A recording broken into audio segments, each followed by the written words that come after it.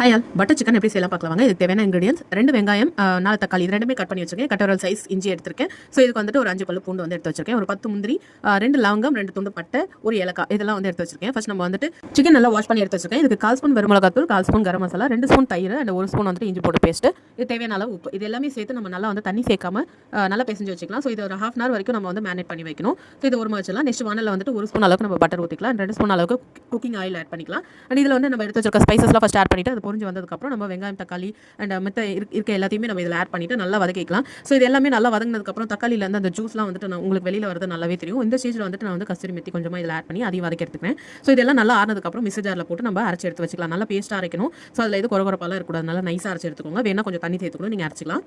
Next வானலில் கொஞ்சமாக butter Greece பண்ணிட்டு நம்ம மேரினேட் பண்ணி வச்சிருக்க சிக்கன் வந்துட்டு இதில் நல்லா 2 சைடும் வச்சுட்டு குக் பண்ணி எடுத்துக்கலாம். 3 minutes வரைக்கும் குக் பண்ணிங்கன்னா போதும்.